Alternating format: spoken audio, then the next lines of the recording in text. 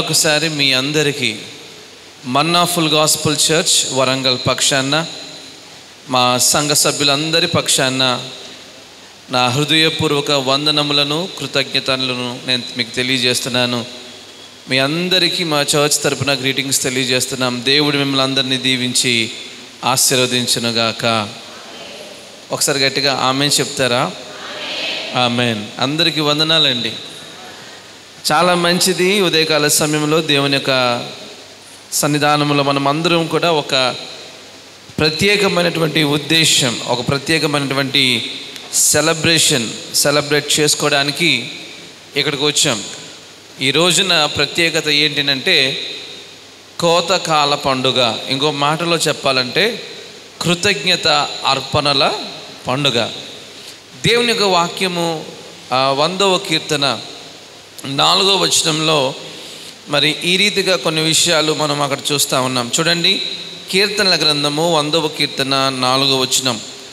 కృతజ్ఞత అర్పణలు చెల్లించుచు ఆయన గుమ్మములలో ప్రవేశించుడి, కీర్తనలు పాడుచు ఆయన ఆవరణములలో ప్రవేశించుడి, ఆయనను స్తుతించుడి, ఆయన నామమును ఘనపరచుడి. ఒక ప్రత్యేకమైనటువంటి మాట మనకి ఇక్కడ కనబడుతుంది. అదేంటంటే దేవుని మందిరంలోకి వచ్చేటప్పుడంట కృతజ్ఞత అర్పణ ఒక ప్రత్యేకమైనటువంటి మాటను వ్రాస్తున్నారు. అదేంటంటే కృతజ్ఞతార్పణలను చెల్లించుచు ఆయన గుమ్మములలో ప్రవేశించుడి. ఎందుకు దేవునికి కృతజ్ఞతాస్తుతులు చెల్లించాలి? ఉదయకాల సమయంలో మనం చేసే కృతజ్ఞతాస్తుతులు లేకపోతే కృతజ్ఞతా స్తోత్రాలు, దానిలో ఉన్నటువంటి విశేషం ఏమిటి? ఇంకో మాటలో చెప్పాలంటే మనం అర్పణలు అర్పిస్తున్నాం కదా, అసలు ఈ అర్పణలో ఉండవలసినటువంటి ఆ కార్యాలు ఏంటో కొన్ని విషయాలను దేవుని యొక్క వాక్యములో నుండి మనం ధ్యానం చేద్దాం. చూడండి, ఎందుకు దేవుని కృతజ్ఞతాస్తుతులు చెల్లించాలనంటే యెహోవా దయాళుడు, ఆయన కృప నిరంతరము నిలుచును, ఆయనకు కృతజ్ఞతాస్తుతులు చెల్లించుడని కీర్తనల గ్రంథము 118వ కీర్తన 1వ వచనంలో వ్రాయబడింది. కీర్తనకారుడైనటువంటి దావీదు అంటాడు కదా, ప్రభువా నీవు నన్ను కలుగజేశావు, నా అంతరంద్రియములను నీవే కలుగజేశావు, నీవు నన్ను కలుగజేసినటువంటి విధానమును నేను చూడగా నాకు భయమును ఆశ్చర్యమును నాకు కలుగుచున్నవి అని ఆయన మాట్లాడుతూ చివరిలో ఏమంటాడంటే, ఇందును బట్టి నేను నీకు కృతజ్ఞతాస్తుతులు చెల్లించుచున్నాను. దేవునికి మనం ఎందుకు కృతజ్ఞతాస్తుతులు చెల్లించాలంటే, దేవునికి మనం ఎందుకు వందనాలు చెప్పాలి అంటే, ఆయన మనలను కలుగజేశాడు. రెండవదిగా ఆయన మన జీవితాల పట్ల దయను కృమ్మరించే దేవుడై ఉన్నాడు. అందును బట్టి మనం దేవునికి కృతజ్ఞతాస్తుతులు చెల్లించవలసినటువంటి వారమై ఉన్నాం. మనము ఈ ఉదయకాల సమయంలో మందిరంలోకి వస్తున్నప్పుడు చక్కటి డెకరేషన్, మరి మంచి ఆహ్లాదకరమైనటువంటి వాతావరణాన్ని మనమందరం కూడా అనుభవిస్తున్నాం. మీరు అనుభవిస్తున్నారో లేదో నాకు తెలియదు, కానీ నేనైతే ఈ మందిరంలోకి అడుగు పెట్టగానే దేవుని యొక్క సమాధానాన్ని, దేవుని యొక్క శాంతిని, నెమ్మదిని, ఒక పీస్ఫుల్ ఎన్వైరన్మెంట్ని నేను ఇక్కడ పొందుకోవటం జరిగింది. ప్రియమైనటువంటి దేవుని బిడ్డలారా, దేవుని మందిరంలోకి వచ్చే మనము ఏ రీతిగా రావాలనంటే ఒట్టి చేతులతో రాకూడదు. అన్నీ పట్టుకొని ఈ రోజున మీరు వస్తున్నప్పుడు చక్కగా బయట రిసెప్షన్ కౌంటర్లో ఉన్నటువంటి ఆ బ్రదర్ గారికి మీరు ఏం చేస్తూ ఉన్నారనంటే, మరి ఇది నా కానుక అని చెప్పి అక్కడ చెల్లించి వ్రాయించుకుంటున్నారు. చాలా సంతోషం వేసింది. ఒక క్రమము, ఒక పద్ధతి, సంఘమంతా కూడా దేవునికి అర్పణలు అర్పిస్తున్నారు. నిజమే, దేవునికి మనము అనునిత్యము అర్పణలు అర్పించాలి. పాస్టర్ గారు ఈరోజు కూడా అర్పించాలా అనంటే ఈరోజు కూడా మనం అర్పించాలి. స్తోత్రం చెల్లించండి. ఒకసారి నిర్గమకాండము 34వ అధ్యాయం 26వ వచనాన్ని మనం చదువుకుందాం. నీ భూమి యొక్క ప్రథమ ఫలములలో మొదటి దానిని, ఆ మొదటివి నీ దేవుడైన యెహోవా మందిరంలోనికి తేవలెను. ఇదేంటి? ఎప్పుడు ఓన్లీ కోతకాల పండుగకు మాత్రమే తీసుకురావాలా? ఏమండి, కృతజ్ఞత అర్పణల పండుగకు మాత్రమే తీసుకురావాలా? పాస్టర్ గారు మేము ఆదివారం కానుకలు అర్పిస్తున్నాం, క్రిస్మస్కి కానుకలు అర్పిస్తున్నాం, లేకపోతే ఇంకో ఏదో అకేషన్ ఉంటే దానికి ఇస్తున్నాం, మేము ఎన్నిసార్లు ఇవ్వాలి అన్నటువంటి ప్రశ్న మీలో ఎవరికైనా కలిగితే దేవుని వాక్యపు వెలుగులో నుండి మనకు వచ్చే సమాధానం ఏంటో తెలుసా? లేవియాకాండము 23వ అధ్యాయము 38వ వచనం, ఏ అర్పణ దినమున ఆ అర్పణమును తీసుకొని రావలెను. ఏమంటున్నాడు దేవుని యొక్క వాక్యములో? ఏ అర్పణ దినమున. ఏంటండి? ఎప్పుడు చెల్లించవలసిన కార్యాలు అప్పుడు చెల్లించాలి. ఏ అర్పణ దినమున ఆ అర్పణమును తీసుకొని రావలెను అని దేవుని యొక్క వాక్యం బోధిస్తుంది. ప్రియమైనటువంటి దేవుని బిడ్డలారా, ఉదయకాల సమయంలో దేవుడు ఎన్నో చేశాడు, ఎన్నో కార్యాలు చేశాడు, ఎన్నో మేలులు చేశాడు. గడిచినటువంటి సంవత్సరం, గడిచినటువంటి కాలం, గడిచినటువంటి నెలలు, గడిచినటువంటి తరములు, మరి ఇవన్నీ కూడా ఒక్కసారి జ్ఞాపకం చేసుకుంటే యెహోవా నాకు చేసినటువంటి ఉపకారములకు నేను ఆయనకి ఏమి చెల్లించేదను? ఏం చెల్లించాలి దేవునికి? ఏమిస్తే సరిపోతుంది? ఇంకో మాటలో చెప్పాలంటే దేవునికి ఏదైనా ఇస్తే అది దేవుణ్ణి సంతోష పెట్టగలుగుతామా అంటే లేదు. మనం ఏమిచ్చినా తక్కువే. అసలు ఈ పండుగలు మనం ఆచరించాలా? ఈ పండుగలను మనం జరిపించుకోవాలా? ఈ పండుగలు చెయ్యాలా అని అంటే ఖచ్చితంగా మనం చెయ్యాలి అని దేవుని యొక్క వాక్యం మనల్ని ప్రోత్సహిస్తుంది. పరిశుద్ధ గ్రంథమైనటువంటి బైబిల్లో మరి దేవుడు ఇశ్రాయేలీలకు 7 పండుగలను నియమించున్నాడు. మొదటి పండుగ పస్కా పండుగ, రెండవ పండుగ పులియని రొట్టెల పండుగ, మూడవ పండుగ ప్రథమ ఫలముల పండుగ, నాలుగవ పండుగ పెంతెకోస్తు పండుగ లేకపోతే వారముల పండుగ, ఐదవ పండుగ బూరల పండుగ, ఆరవ పండుగ ప్రాయశ్చిత్త పండుగ, ఏడవ పండుగ ఏ పండుగ చెప్పండి? గుడారాల పండుగ లేకపోతే పర్ణశాలల పండుగ. దేవుడు అంటున్నాడు నిర్గమాకాండము 23వ అధ్యాయము 16వ వచనములో, నీవు పొలములో విత్తిన నీ వ్యవసాయముల తొలి పంట యొక్క కోత పండుగను అన్నటువంటి మాట రాయబడింది. నిజంగా పండుగను ఆచరించాలనంటే దేవుని కొరకు నిలవబడేవారు, దేవుణ్ణి ఆరాధించేవారు, దేవుని యొక్క ఆజ్ఞను లోబడేవారు నిజముగా పండుగ చేసుకోవాలి. ప్రతి క్రైస్తవునికి ప్రతి ఆదివారము పండగే. నమ్మిన వారందరూ ఒకసారి ఆమెన్ చెప్తారా? ఆమెన్. దేవుడు అంటున్నాడు నిర్గమాకాండము 23:16 ఒకసారి చదువుదామా? నీవు పొలములో విత్తిన నీ వ్యవసాయముల తొలి పంట యొక్క కోత పండుగను, పొలములో నుండి నీ వ్యవసాయ ఫలములను నీవు కూర్చుకొనిన తరువాత సంవత్సరాంతమందు ఫల సంగ్రహపు పండుగను ఆచరించవలెను. ఇది దేవుని యొక్క నియమము. ఇశ్రాయేలీలకు దేవుడు పెట్టినటువంటి నియమం. అయ్యా, నీకు పొలము నేను ఇస్తే, నేను ఒక భూభాగాన్ని ఇస్తే, నేను నీకు ఒక వ్యవసాయాన్ని ఇస్తే, ఇదిగో నీ పొలములో నుండి ఏ పంటనైతే నువ్వు కూర్చుకుంటున్నావో దానిలో నుండి భాగమును నా మందిరములోకి నువ్వు తీసుకురా, లేకపోతే నా సన్నిధానములోకి నువ్వు తీసుకురా. ప్రియమైనటువంటి దేవుని బిడ్డలారా, ఉదయకాల సమయంలో దేవుని మందిరములో అర్పణలను అర్పించడానికి వచ్చాం. దేన్ని అర్పించడానికి వచ్చాం చెప్పండి? అర్పణము. దేవునికి స్తోత్రం కలుగును గాక. ఈ అర్పణలు అర్పించే మన జీవితాలలో ఉండవలసినటువంటి కొన్ని విషయాలు మీకు జ్ఞాపకం చేయాలని ఆశపడతా ఉన్నాను. అర్పణలు అర్పించే ప్రతి వారిలో కూడా మొట్టమొదటి విషయం యథార్థత ఉండాలి. ఏముండాలి చెప్పండి? యథార్థత. అందరు చెప్పాలి బిగ్గరగా, యథార్థత. మీ పక్క వారి వైపు తిరిగి ఈ మాట చెప్పండి, యథార్థంగా అర్పించాలి అని చెప్పండి. మొదటి దినవృత్తాంతముల గ్రంథము 29వ అధ్యాయము. ఈరోజు మన యొక్క క్యాలెండర్లో కూడా ముద్రించబడినటువంటి ఈ యొక్క లేఖన భాగంలో మరి 10వ వచనం నుండి 20వ వచనం వరకు మరి ఒక సందర్భాన్ని మనం చూస్తూ ఉన్నాం. ఈ సందర్భం ఏంటంటే మరి రాజు అయినటువంటి దావీదు గారు ఆయన నిలవబడి దేవుని యొక్క మందిరము కొరకు ఆయన బంగారమును, వెండిని, కావలసినటువంటి కర్రను, లేకపోతే కావలసినటువంటి రా మెటీరియల్ అన్నిటినీ కూడా ఆయన సమకూర్చిన తర్వాత ఆయన దేవుని యొద్దకు వెళ్ళి ఒక ప్రార్థన చేస్తున్నాడు.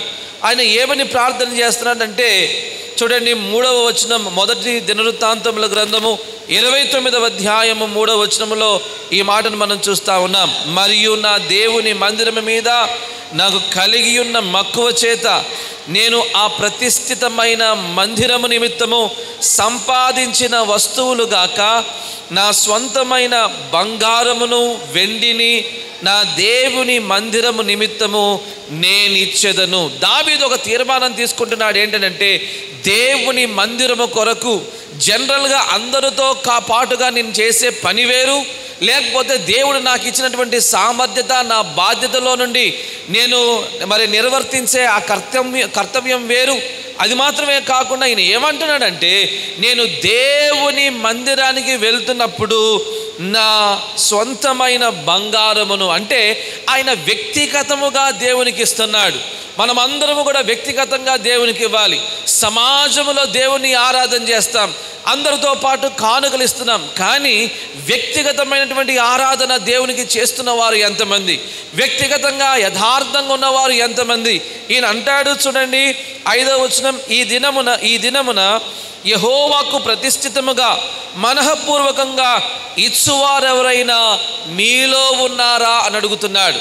భక్తుడైనటువంటి దావీదు అడుగుతున్నాడు. దైవ సేవకుడు, దైవజనుడైనటువంటి దావీదు, రాజైన దావీదు అడుగుతున్నటువంటి మాట ఏంటంటే, నేను దేవునికి ఇస్తున్నాను, మీలో ఎవరైనా మనఃపూర్వకంగా కృతజ్ఞతతో దేవునికి ఇచ్చేవారు ఎవరైనా ఉన్నారా అని ఆయన ప్రేరేపణ పొంది అడిగినప్పుడు అనేక మంది రెస్పాండ్ అయ్యారు. 14వ వచనం ఆయన అంటున్నాడు, ఈ దావీదు, ప్రభువా నేను రాజునని నీకు ఇవ్వటం లేదు, నాకేదో ఉన్నది అని నేను నీకు ఇవ్వడం లేదు, నాకు కలిగి ఉన్నదని నేను నీకు ఇవ్వడం లేదు, నాకు ఏది కలిగి ఉన్నా కూడా అది నీ వలన కలిగి ఉన్నది. నమ్మిన వారందరూ కూడా ఒక్కసారి ఆమేన్ చెప్పండి. ఎంతమంది నమ్ముతున్నారు మనకు ఏదైతే ఉందో అది దేవుని ద్వారా మనం పొందుకున్నామని? మీలో ఎంతమంది నమ్ముతున్నారు నాకు ఏది ఉన్నా కూడా అది దేవుని ద్వారా నేను పొందుకొని ఉన్నానని? నమ్ముతున్న వారందరూ కూడా ఒక్క మాట, దేవునికి మనం ఎల్లప్పుడూ కూడా కృతజ్ఞతాస్తుతులు చెల్లించవలసినటువంటి వారమై ఉన్నాం. చూడండి 17వ వచనములో ఆయన అంటాడు, నా దేవా నీవు హృదయ పరిశోధన చెయ్యుచు యథార్థవంతుల యందు ఇష్టపడుచున్నావని నేను ఎరుగుదును. దావీదు అంటున్నాడు, ప్రభువా నీకు యథార్థవంతులంటే చాలా ఇష్టం. ఇదిగో ఎవరైతే నమ్మకంగా ఉంటారో వారంటే నీకు చాలా ఇష్టం. అవును, భక్తిహీనులు అర్పించు అర్పణలు యెహోవాకు హేయము అని రాయబడింది దేవుని యొక్క వాక్యములో.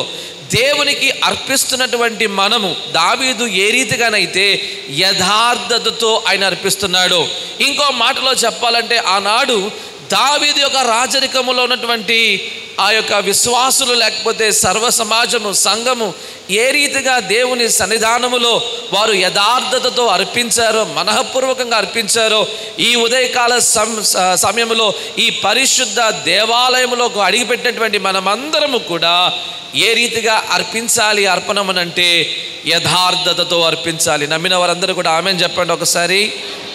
ఆయన అంటున్నాడు, యథార్థ హృదయములను నీవు ఇష్టపడుచున్నావని నేను ఎరుగుదును. నేనైతే యథార్థ హృదయము గలవాడనై ఇవి అన్నీ మనఃపూర్వకంగా ఇచ్చున్నాను.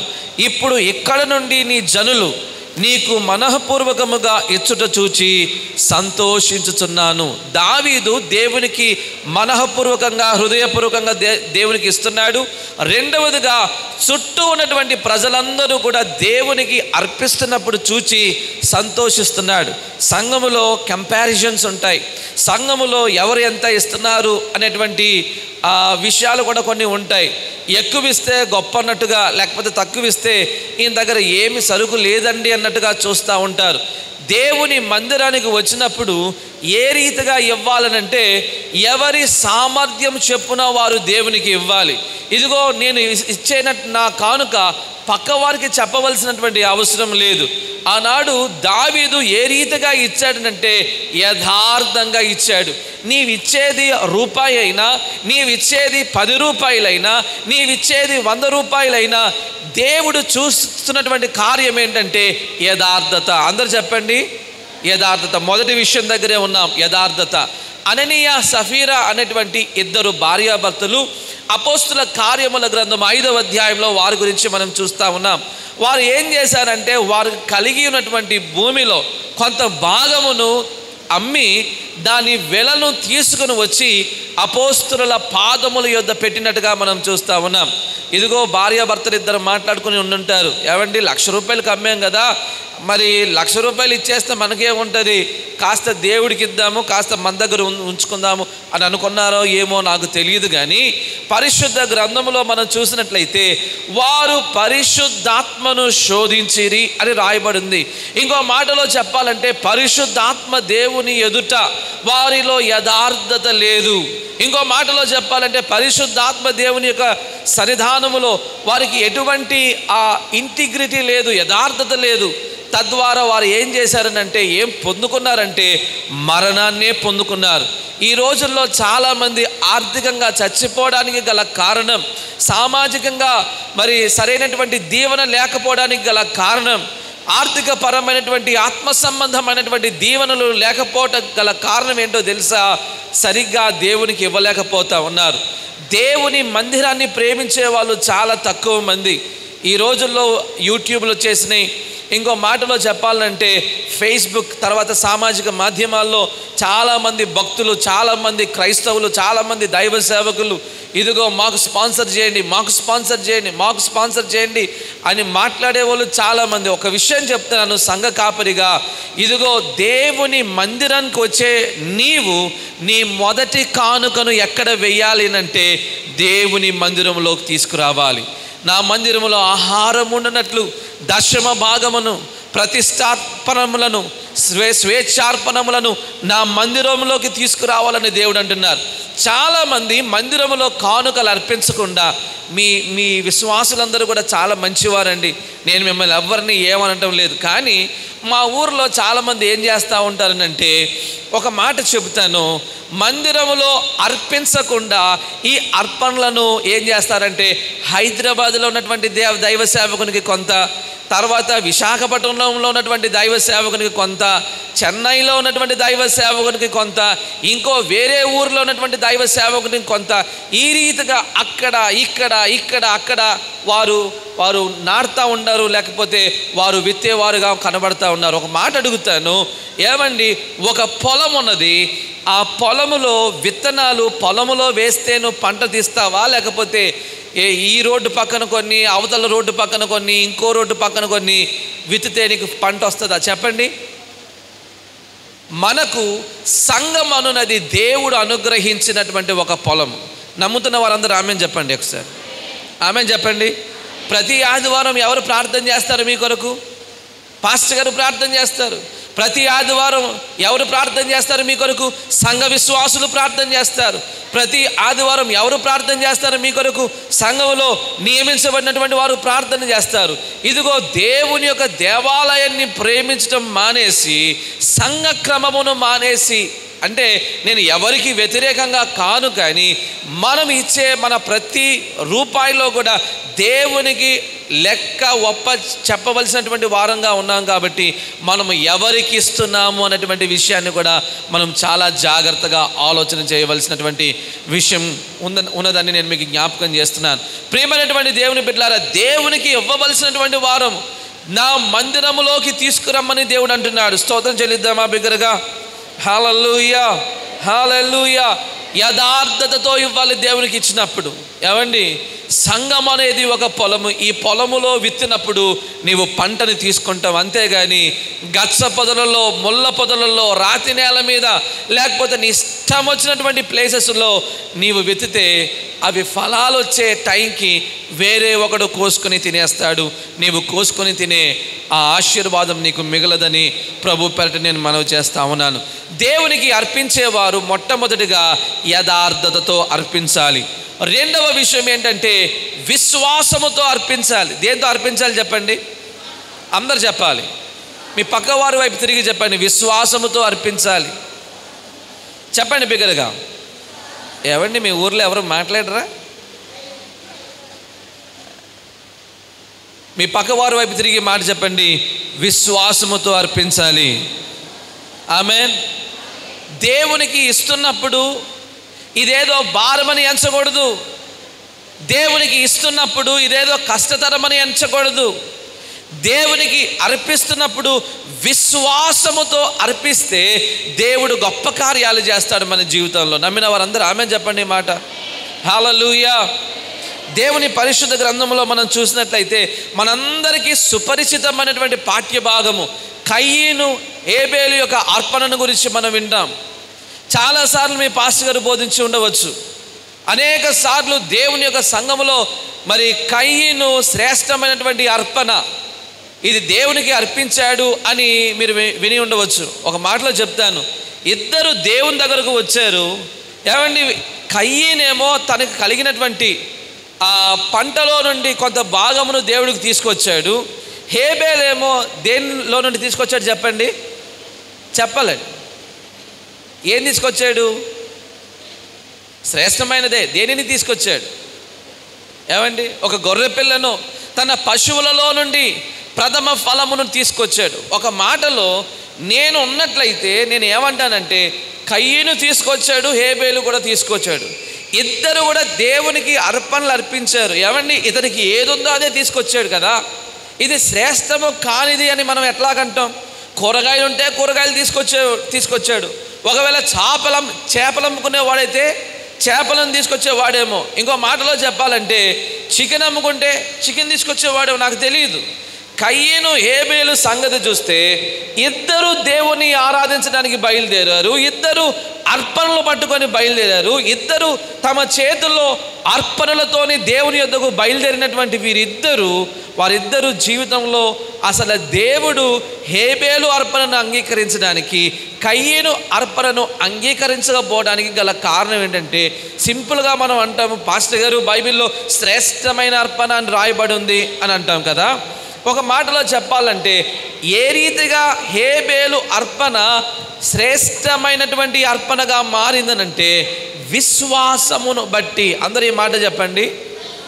చూడండి, దేవుని పరిశుద్ధ గ్రంథంలో నుండి హెబ్రీలకు రాసినటువంటి పత్రిక 11వ అధ్యాయం. మన పరిశుద్ధ గ్రంథాలని తెరుద్దాం. హెబ్రీలకు రాసినటువంటి పత్రిక 11వ అధ్యాయం 4వ వచనాన్ని మనం చదువుకుందాం. విశ్వాసమును బట్టి హేబేలు కయీను కంటే శ్రేష్టమైన బలి దేవునికి అర్పించెను. ఏమర్పించాడంటే చెప్పండి, దేవునికి శ్రేష్టమైన బలి. దేనిని బట్టి? సామర్థ్యతను బట్టి కాదు, దేనిని బట్టి?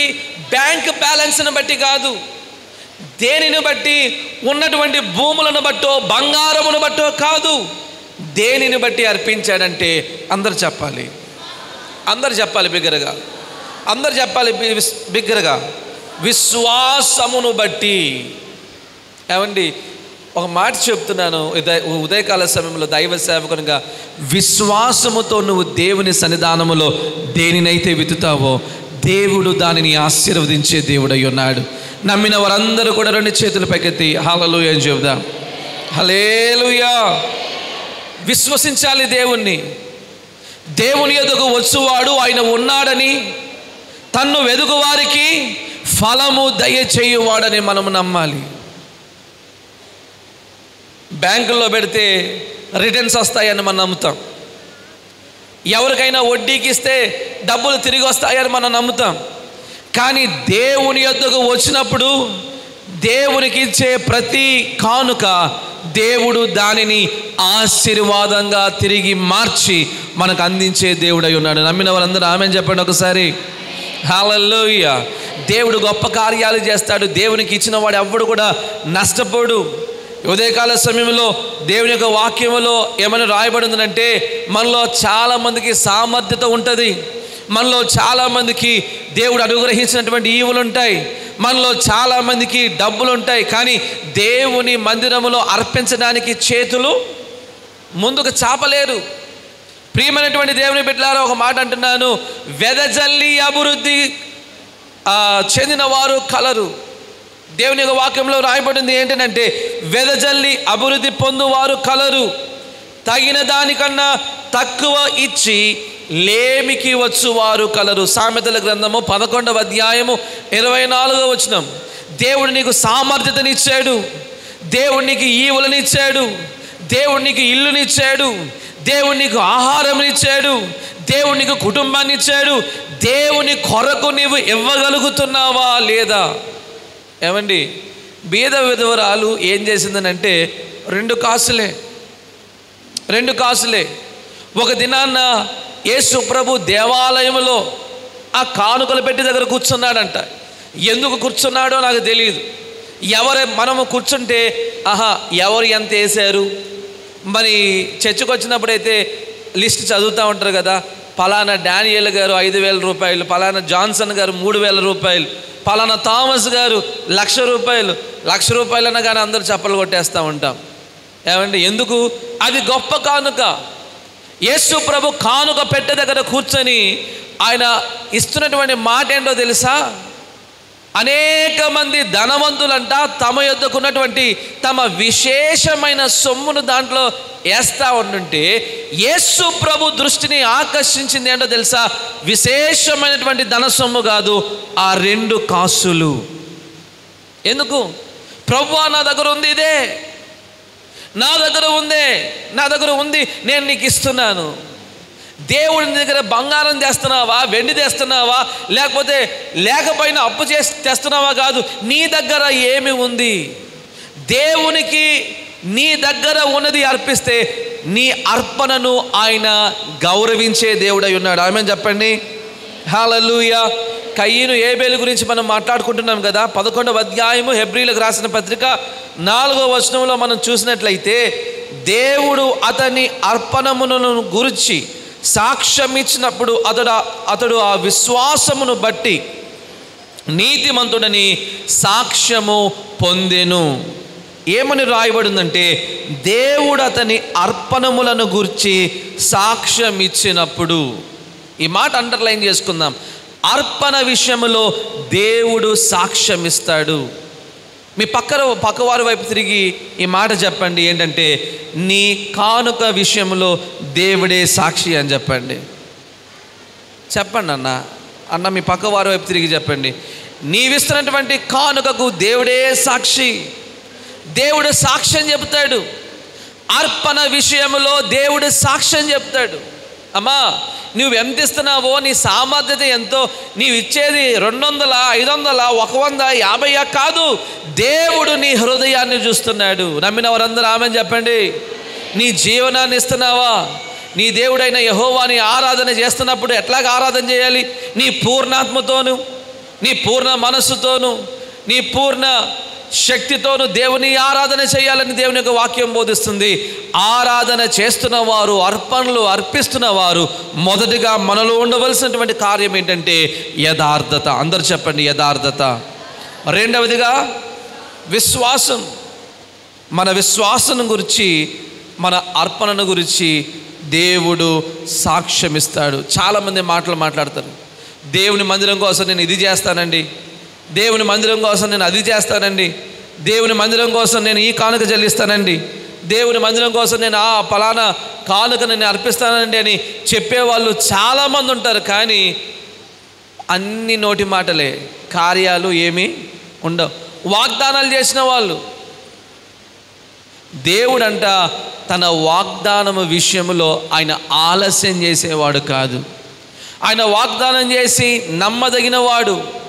ఒకవేళ నీవు చేసినటువంటి వాగ్దాన విషయంలో నీవు నమ్మకస్తుడుగా లేకపోయినా దేవాది దేవుడు మాత్రం ఆయన చేసినటువంటి వాగ్దానముల విషయంలో ఆయన నమ్మకస్తుడైనటువంటి దేవుడుగా ఉన్నాడు. 2 చేతులు పైకెత్తి మాట చెప్పండి, యేసయ్యా. బిగ్గరగా చెప్పాలి, యేసయ్యా నీకు వందనాలు. మరొకసారి, యేసయ్యా నీకు వందనాలు, యేసయ్యా నీకు వందనాలు. ఆమేన్. యథార్థంగా ఇవ్వాలి. రెండవదిగా మన జీవితాల్లో దేవుడికి ఇచ్చేటప్పుడు విశ్వాసంతో ఇవ్వాలి. మూడవ విషయం ఏంటంటే మన శక్తి కొలది దేవునికి ఇవ్వాలి. ఎట్లా ఇవ్వాలి చెప్పండి? శక్తి కొలది. దేవుని పరిశుద్ధ గ్రంథములో ద్వితీయోపదేశకాండము 16వ అధ్యాయము 17వ వచనాన్ని మనం చదువుకుందాం. ద్వితీయోపదేశకాండము 16వ అధ్యాయము 17వ వచనం దయచేసి తీసినవ చదవండి.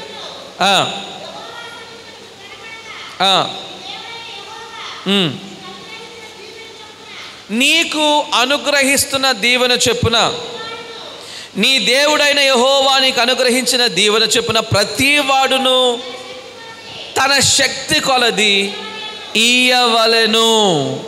ఎవరెవరు ఇవ్వాలి? ఎవరెవరు ఇవ్వాలండి? పాస్టర్ గారు మాకు ఉద్యోగం లేదండి, పాస్టర్ గారు నేను ఏదో చిన్న ఉద్యోగం అండి, ఏమండి నాకు ఏమీ లేదండి పాస్టర్ గారు, ఏమి ఇవ్వాలి దేవునికి? మా ఊరిలో ఒక విశ్వాసి ఉండేవాడు.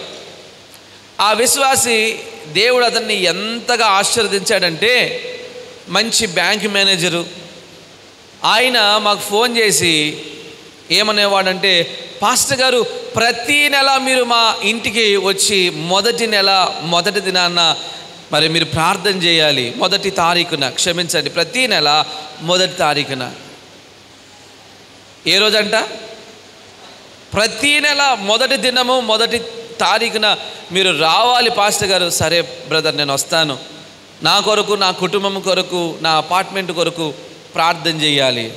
వస్తాను బ్రదర్, ఏముంది దాంట్లో, వస్తాను. ఎప్పుడు వెళ్ళినా కూడా ఆయన కానుక ఎంత ఇస్తాడో తెలుసా? 200, 500, ఆ గీత దాటదు. మళ్ళీ ఆయన పొజిషన్ ఏంటో తెలుసా? ఆయన ఒక బ్యాంక్ మేనేజర్, పెద్ద అపార్ట్మెంట్కి ఆయన అధికారి లేకపోతే ఓనర్. ఆయన అపార్ట్మెంట్లో ఉంటాయి ఒక 20 యూనిట్స్ వరకు ఉంటాయి. ఆయనే ఓనర్, వాటన్నిటికీ రెంట్లకి నడిపిస్తూ ఉంటాడు. నేను ఎప్పుడు కూడా ఏంటి బ్రదర్ ఎలాగిస్తున్నారని ఏనాడు కూడా క్వశ్చన్ చేయలేదు. ఆయన మా సంఘ సభ్యుడే. ఆ పై ఫ్లోర్కి వెళ్ళి వాళ్ళ విశాలమైనటువంటి అపార్ట్మెంట్లో ప్రార్థన చేసి ఆ మెట్లు దిగి కిందికి వస్తూ ఉంటుంటే, అదే అపార్ట్మెంట్కి వాచ్మెన్గా పనిచేసే ఒక వాచ్మెన్ ఉంటాడు. ఆయన కూడా మా సంఘ సభ్యుడే. ప్రార్థన చేయించుకుంటాడు. అయ్యగారు పైకి వెళ్తున్నారు, మా సార్ దగ్గర ప్రార్థన చేస్తున్నారు, మా ఇంట్లో కూడా వచ్చి ప్రార్థన చేయండి, మా ఇంటిలోకి కూడా వచ్చి ప్రార్థన చేయండి. వెళ్ళాను, ప్రార్థన చేస్తాను. ఎప్పుడు ప్రార్థన చేసినా 2000, 3000 కంటే తక్కువ పెట్టడండి. ఆయన చేసే పని ఏంటి? Security watchman. అయ్యగారు నా దశమ భాగం ఇది, నా కృతజ్ఞత అర్పణ ఇది, మీరు మా ఇంటిలోకి వచ్చి ప్రార్థన చేశారు, ఇదిగో దేవుడు మమ్మల్ని దీవించాడు, మా చిన్న దానిలో నమ్మకంగా మేము మీకు ఇస్తున్నామని చెప్పి వారు ప్రార్థన చేయించుకుంటారు. ఏమండి, ఈ దినాన్న వారి పిల్లలు ఎక్కడ ఉన్నారో తెలుసా? వారి పిల్లలు ఆశీర్వదించబడి యునైటెడ్ స్టేట్స్ ఆఫ్ అమెరికాలో ఉన్నారు. ఎవరి పిల్లలు? వాచ్మెన్ పిల్లలు. ఉద్యోగాలు సంపాదించుకున్నారు, మాస్టర్స్ చేశారు. నాయన మాకు ఏమీ లేదు, ఒకప్పుడు బాగా కష్టపడి చదువుకున్నారు. మనము ఎప్పుడైతే దేవునికి ఇవ్వటము భారంగా చూస్తామో మన జీవితమే భారంగా మారిపోతుంది. ఏమండి, హాస్పిటల్కి వెళ్తాం, డాక్టర్ అంటాడు స్కానింగ్కి 7,000 రూపాయలు అవుతాయని అంటాడు. మనం ఏమన్నా ఆలోచన చేస్తామా? ఏమీ ఆలోచన చేయము. మా పేషెంట్ బాగుండాలండి, మంచిగా ట్రీట్మెంట్ ఇవ్వండి డాక్టర్ గారు. రోజు ఒక ఆక్సిజన్ సిలిండర్ పెట్టాలని అంటే 1,500 రూపాయలు మినిమం ఛార్జ్ చేస్తారు. దేవుడు నీకు ఫ్రీ ఆక్సిజన్ ఇస్తున్నాడు, దేవుడు ఎంత ఛార్జ్ చేయాలి? ఆలోచన చేస్తున్నావు ఒక్కసారైనా?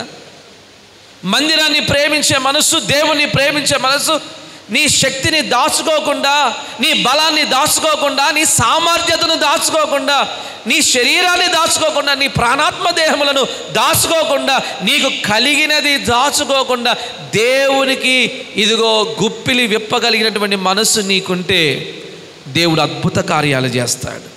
కొంతమంది విత్తుతారు, ఎట్లా తెలుసా? పూల కుండీల్లో విత్తినట్టుగా ఉంటాయి వాళ్ళ విత్తనాలు. పూల కుండీలు తెలుసు కదండి. ఏమండి, ఫలితాలు వస్తాయా?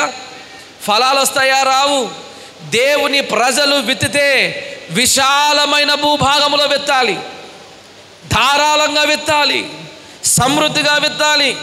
లూకాసు సువార్త 6వ అధ్యాయము 38వ వచనంలో ఈ మాట రాయబడుతుంది. ఏంటంటే, ఇయ్యుడి అప్పుడు మీకు ఇయ్యబడును, అణచి కుదించి దిగజారునట్లు నిండు కొలతను మనుషులు మీ ఒడిలో కొలుతురు. మీరు ఏ కొలతతో కొలుతురో ఆ కొలతతోనే మీకు మరలా కొలవబడునని చెప్పాను. నమ్మిన వారందరూ ఆమేన్ చెప్పండి. నీ కొలత ఏంటి? దేవుని మందిరానికి వచ్చావు, దేనిని కుదించుకోకు. నీ విశ్వాసాన్ని కుదించుకోకు, నీ అర్పణని కుదించుకోకు. ఇదిగో దేవునికి ఇవ్వాలి అన్నటువంటి మనస్సును ఇక్కడ ఎందుకులే, ఈ చర్చిలో ఎందుకులే కాదు. ఒక మాట చెప్తున్నాను, ప్రతి ఆదివారము నీవు బోధనందే స్థలం ఈ మందిరం. నీకు ఎంత శృంగారమైన ఇల్లున్నా, ఎన్ని అపార్ట్మెంట్లున్నా, 4 కోట్లు 5 కోట్లు ఖరీదు చేసే మంచి విశాలమైన బంగ్లా ఉన్నా, దేవుని మందిరముతో ఆ బంగ్లాలు ఆ ఇల్లులు సమానము కాదు. నమ్మిన వారందరూ ఆమేన్ చెప్పండి. యెరూషలేమా, నిన్ను ప్రేమించువారు వర్ధిల్లుదురు. నీవు వర్ధిల్లాలంటే నీ శక్తి కొలది ఇవ్వాలి. నీవు ఆశీర్వదించబడాలి అనంటే నీ శక్తి కొలది ఇవ్వాలి. దేవుడు నీవు ఏ కొలతతో కొలుస్తావో ఆ కొలతతో దేవుడు నీకు ఇస్తాడు. నమ్మిన వారందరూ ఆమేన్ చెప్పండి. నీకు డబ్బులు లేకపోవచ్చు, ఉన్న చిన్న దాంట్లో నమ్మకంగా ఉండు. దేవుడు అంచెలంచెలుగా దేవుడు నిన్ను దీవిస్తాడు, ఆశీర్వదిస్తాడు. నమ్మిన వారందరూ కూడా 2 చేతులు పైకెత్తి ఒక్కసారి హల్లెలూయా చెబుదామా. మొదటి విషయం, దేవుడికి ఇచ్చేటప్పుడు ఎట్లాగే ఇవ్వాలి చెప్పండి. రెండవదిగా విశ్వాసముతో. మూడవ విషయము శక్తి కొలది, శక్తిని దాచుకోవద్దు. 4వ విషయం ఏంటంటే దేవునికి ఇచ్చేవారు ఉత్సాహంగా ఇవ్వాలి, సంతోషంగా ఇవ్వాలి. మొహమంతా డేలా చేసుకొని నా డబ్బులు వెళ్ళిపోతున్నాయా అని అనొద్దు. దేవునికి ఇచ్చేటప్పుడు ఆఫ్రికా సంఘాల్లో వాళ్ళు ఏం చేస్తారంటే, దేవునికి ఇచ్చేటప్పుడు అసలు ఆరాధన టైంలో కూడా కొంతమంది చప్పలు కొట్టరు, కానీ దేవునికి కానుకలు అర్పిస్తున్నాము అని పాస్టర్ గారు అనౌన్స్మెంట్ చేసిన వెంటనే విశ్వాసులందరూ కూడా ఏం చేస్తారంటే డ్యాన్స్ చేస్తూ ఉంటారు. డ్యాన్స్ వేస్తూ, నాట్యం వేస్తూ, ఒక్కొక్కడు ఒక స్టెప్ వేస్తూ దేవుని సన్నిధానములకు వచ్చి ఆ కానుక పెట్టెలో వారు అర్పణలు అర్పిస్తూ ఉంటారు. ప్రియమైనటువంటి దేవుని బిడ్డలారా, ఎందుకు ఈ మాటలు చెప్తా ఉన్నానంటే, ఉత్సాహముగా ఇచ్చు వారిని దేవుడు ప్రేమించును. నమ్మిన వారందరూ ఆమేన్ చెప్పండి. చూడండి, 2వ కొరింథీ పత్రిక 9వ అధ్యాయము 6 నుండి 15 వచనాల్లో ఈ మాటలు రాయబడ్డాయి.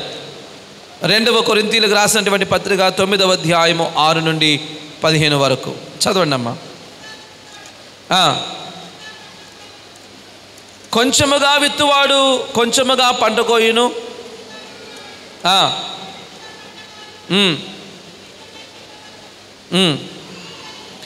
దేవుని యొక్క వాక్యంలో ఏమని రాయబడిందంటే, కొంచెముగా విత్తువాడు కొంచెముగా పంట కోయును, సమృద్ధిగా విత్తువాడు సమృద్ధిగా పంట కోయును అని ఈ విషయమై చెప్పవచ్చును.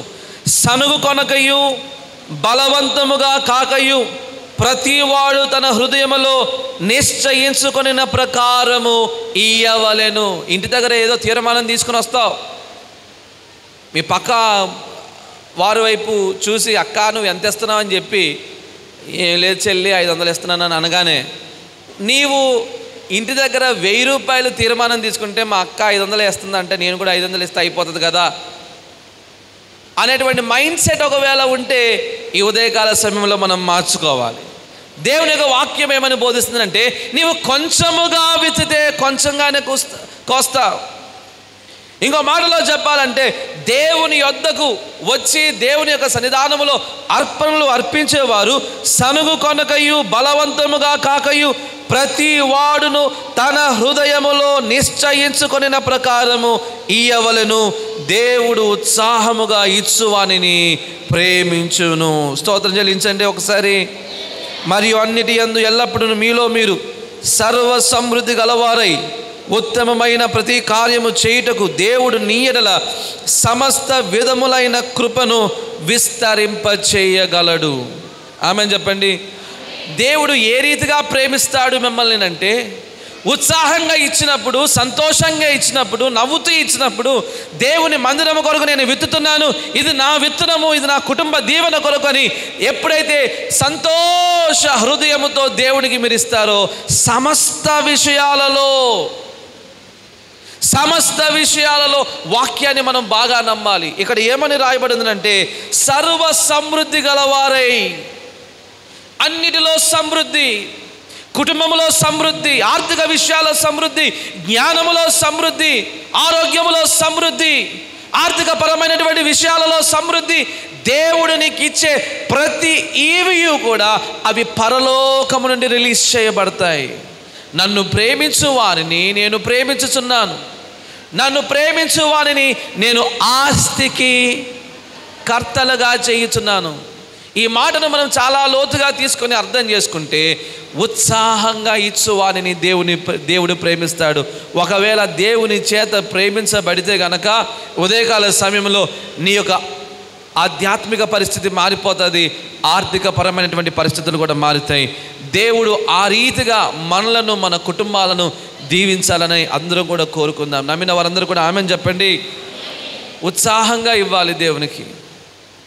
అబ్రహామును అడుగుతున్నాడు దేవుడు, నీకు ఒక్కగానైనా ఒక కుమారుణ్ణి నాకు ఇస్తావా? ఏమండి, అదే ప్రశ్న ఈరోజు దేవుడు నిన్ను కానీ నన్ను కానీ అడిగితే మన రెస్పాన్స్ ఏమై ఉంటుంది? ప్రభా, నేనైనా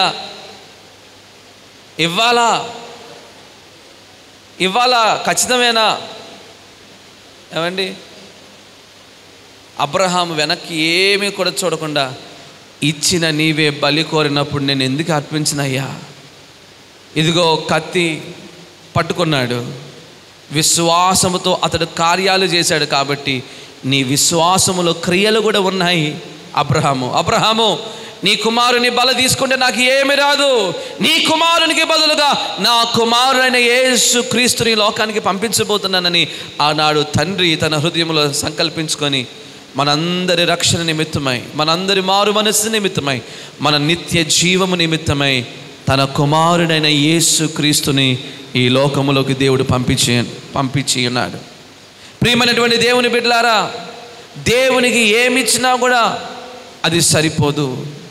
మన జీవితాంతము వరకు కృతజ్ఞతాస్తుతులను అర్పిస్తూ, స్తోత్రములను అర్పిస్తూ దేవుని సన్నిధానంలో దేవునికి ఎల్లప్పుడూ కూడా కృతజ్ఞత కలిగిన వారంగా మనం ముందుముగాక. ఆమెన్ చెప్పండి బిగ్గరగా. సరే, ఈ ఫలాలు ఉన్నాయి. యథార్థతతో అర్పించాలి, విశ్వాసముతో అర్పించాలి, శక్తి కొలది అర్పించాలి, సంతోషంగా అర్పించాలి. కానీ మీలో ఎంతమంది ఆత్మఫలములను ఫలిస్తున్నారు? ఈ చివరి మాట నేను చెప్పి నేను ముగిస్తాను. ద్రాక్షవల్లిని నేను, తీగలు మీరు. ఎవరు నా యందు నిలిచి ఉంటారో, నా మాటలు ఎవని యందు నిలిచి ఉండునో వాడు బహుగా ఫలించును. ఫలించాలి అంటే అసలు ఫలాలు దేవుడు నీ యొద్ద నుండి కోరుకుంటున్నాడు. బయట మనం తెచ్చే సామాన్లు, కానుకలు ఇవన్నీ మంచివే, కానీ మన జీవితమే దేవునికి ఫలముగా మారిపోవాలి. మన జీవితమే దేవునికి ఫలముగా మారిపోవాలి. ఆత్మ సంబంధమైన ఫలం, పరిశుద్ధత అనే ఫలం, ప్రార్థన అనే ఫలం, కృతజ్ఞత అనే ఫలం, సంఘములో ఒక మంచి పరిచారకురాలిగా సాక్ష్యము పొందుతున్నటువంటి ఒక మంచి ఫలం, దేవుని కొరకు ఆత్మ ఫలాలు నీవు ఫలిస్తున్నావా? యజమానుడంట తోటమాని పిలిచి, ఈ చెట్టుని మనం నాటాము కానీ ఒక్క ఫలము కూడా రావటం లేదు, ఈ చెట్టుని తీసేయనంటే ఆ తోటమాలి వచ్చి యజమానుని వైపు చూచి అడుగుతాడంట, ఇంకొక సంవత్సరం నాకు సమయము, దీనిని బాగా తవ్వి ఎరువు వేసి ఇది ఫలించినట్లుగా, కాపు కాయినట్లుగా ఆ బాధ్యత నేను తీసుకుంటాను. దేవుని కొరకు నీవు ఫలిస్తున్నావా? నీవు ఆ వృక్షము లాగా ఉంటే, దేవుని చేత నాటబడినటువంటి వ్యక్తిగా, సహోదరుడిగా, సహోదరిగా నీవు ఉంటే, దేవుని కొరకు ఫలించే వ్యక్తిగా నీవు ఉంటున్నావా? సహోదరి, సహోదరుడా, యేసు ప్రభు నిన్ను చూస్తున్నాడు. నిరంతరము నీ కొరకు తండ్రి యొక్క కుడి పార్శ్వమున విజ్ఞాపన చేస్తున్నవాడు మన ప్రభు అయిన యేసుక్రీస్తు. దేవుడు తన్ను తాను మనకు అప్పగించుకున్నప్పుడు నీవు దేవునికి అప్పగించుకోవడానికి, సజీవ యాగముగా నీ శరీరాన్ని ప్రభు కొరకు అర్పించడానికి వెనకడుగు వేస్తున్నావేమో సహోదరుడా, సహోదరి. ఉదయకాల సమయంలో ఒక తీర్మానం మనం తీసుకుందాం. ఆత్మఫలాలు మనం ఫలించాలి. ఆత్మఫలాలు ఏంటి చెప్పండి? ప్రేమ, సంతోషం, సమాధానం, దీర్ఘశాంతం, దయాళత్వం, మంచితనం, సాత్వికం, ఆశా నిగ్రహం. ఈ ఫలాలు లేకుండా వేరే ఫలాలన్నీ కూడా పట్టుకొచ్చి ఇదే నా కానుకానంటే నీలో ప్రేమ ఉందా, సంతోషం ఉందా, సమాధానం ఉందా, దీర్ఘశాంతం ఉందా, దయాళత్వం ఉందా, మంచితనం ఉందా? మంచితనం ఉన్న నీలో సెల్ఫ్ కంట్రోల్ ఉందా? ఆశానిగ్రహం ఉందా?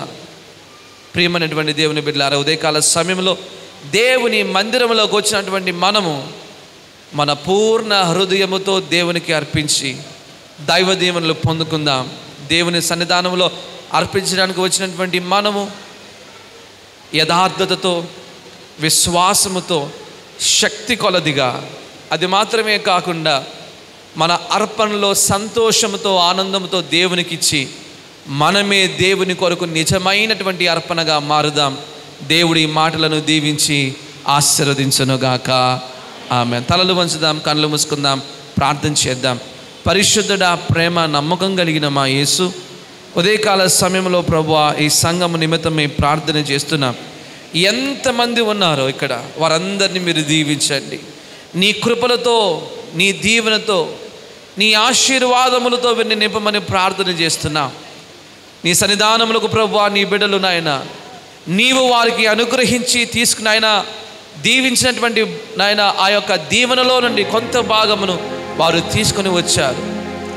ఆయన వారు తీసుకొని వచ్చినటువంటి ప్రథమ ఫలములను, ప్రతిష్టార్పణలను ప్రభువా, అదే రీతిగా ప్రభువా నాయన వారు తీసుకొని వచ్చినటువంటి దశమ భాగములను, కృతజ్ఞతార్పణలను దీవించి మీరు అంగీకరించమని ప్రార్థన చేస్తున్నాం. మా అర్పణలను అంగీకరించబడే అర్పణలుగా ఉండాలి ప్రభువా. తండ్రి నీకు స్తోత్రం. మనుషుడా, ఏది ఉత్తమమో అది నీకు తెలియజేయబడి ఉన్నదని అంటున్నావు తండ్రి. న్యాయముగా ప్రవర్తించుటయు, కనికరాన్ని ప్రేమించుటయు, నీ దేవుడైనటువంటి యెహోవా ఎదుట దీన మనస్సు కలిగి ఉండుటయు, ఇదే కదా దేవుడు కోరుకుంటున్నాడు అని మా గురించి రాయించబడినటువంటి లేఖనం బట్టి నీకు స్తోత్రం. ఒకవేళ మేము అర్పణలు అర్పిస్తూ నాయన కనికరాన్ని ప్రేమించకుండా, న్యాయాన్ని ప్రేమించకుండా ఏదో మా అర్పణలు నీ సన్నిధానములో అర్పిస్తే ఆయన సమాధానాన్ని కోరుకోకుండా మా జీవితాల్లో జీవిస్తే మమ్మల్ని మన్నించమని ప్రార్థన చేస్తున్నాం. నీ పరిశుద్ధ ఆత్మను మాలో ప్రతి ఒక్కొక్కరికి మీరు అనుగ్రహించమని ప్రార్థన చేస్తున్నాం తండ్రి. ఈ church of south India ICICI సంఘంలో ఉన్నటువంటి ప్రతి విశ్వాసిని, వారి కుటుంబాలను మీరు దీవించండి. దైవ సేవకుని ప్రభువా, స్టాండింగ్ కమిటీ వారందరినీ మీరు దీవించండి. ఈ యొక్క పరిచర్య శాఖోపశాఖలుగా మీరు విస్తరింపచేయమని ప్రార్థన చేస్తూ కృపతో వీరిని మీరు జ్ఞాపకం చేసుకోమని, నీ దయను వీరికి అనుగ్రహించమని, మీరు తీసుకొని వచ్చినటువంటి ప్రతి అర్పణను మీరు అంగీకరించమని ప్రార్థన చేస్తూ యేసు క్రీస్తు అతి శ్రేష్టమైన నామ పేరట అడిగి ప్రార్థించి వేడుకొని పొందినాం మా పరలోకపు తండ్రి. ఆమేన్, ఆమేన్.